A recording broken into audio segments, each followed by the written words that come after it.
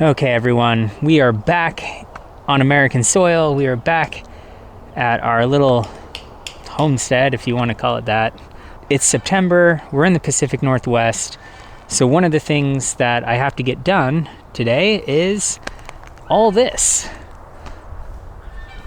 I have a ton of wood to chop.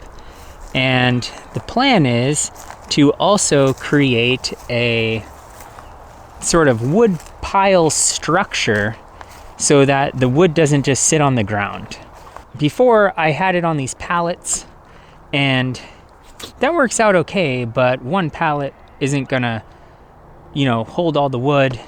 And so what happened last year was it was all just chopped, piled up on the ground here, but what that leads to is weevils and mice and things getting into your wood pile, and so you want to elevate it off the ground and also keep it away from the house.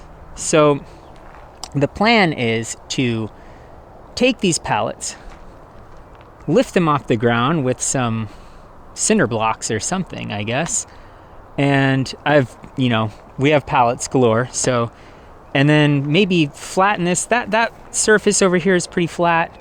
We're probably just going to run to Home Depot, put a couple cinder blocks, grab a couple cinder blocks, maybe two, to keep it off the ground. And then we're just going to toss the wood on there like this and put a tarp over it. Pretty simple until I can build a more sort of permanent structure. So we'll see how that goes. All right, we've got the cinder blocks, and I think I'm going to put it in this area, considering, when I'm chopping wood, I don't want to have to walk back, and I was going to put it down there where the original pile was, but I don't think I want to have to walk back and forth, so we're just going to go ahead and set it up probably right here. It's decently flat, so let's see how it works. Thinking to put two pallets side by side, that way I'll have a nice stackable area.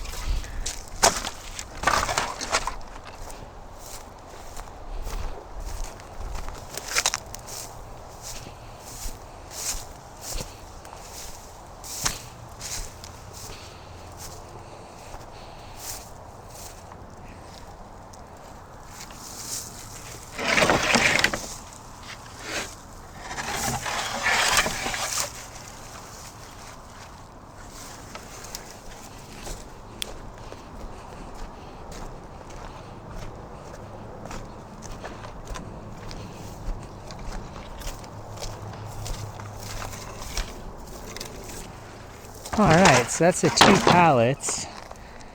Now it's just about, lining up the blocks. I'm thinking of just putting them like this on four corners, so probably right about like so, and let's see how it works. Pretty simple. I mean, it's not rocket science really what we're doing.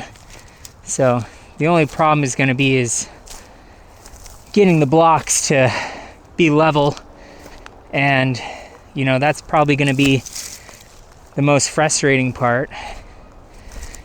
However, I'm not too worried about it. Again, this is something that's going to be upgraded in the future into a better, more permanent structure, but with mid-September in the Pacific Northwest, you only really have so many weeks left before the rain comes, and I have to get this wood chopped and stacked before that happens. Ugh.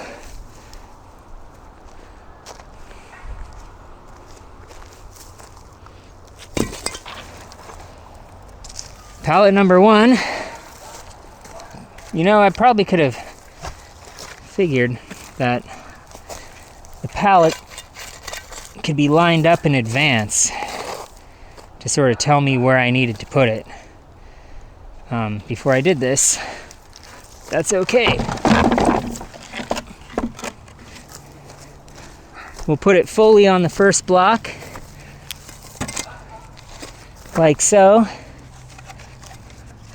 And then we'll put it halfway on the second block.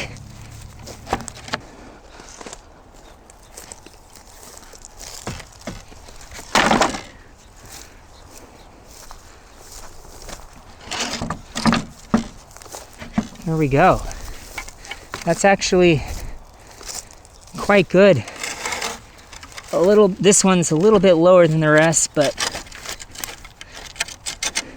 I think once there's weight on there, it'll do. Yeah, perfect. I like chopping wood just as much as the next guy or gal. However, in the Pacific Northwest, looks like the rain is going to come sooner rather than later, and I've got a lot of wood to chop, so we went out and we got a log splitter just to speed up the process, because as much as it can be therapeutic and feel good and all those things, time is of the essence. So let's get to chopping some wood. Here's a shot of the pile we're working with. You might notice that some of the logs are chopped, some of them are not chopped, so we'll have to take a chainsaw a couple of these before we split them.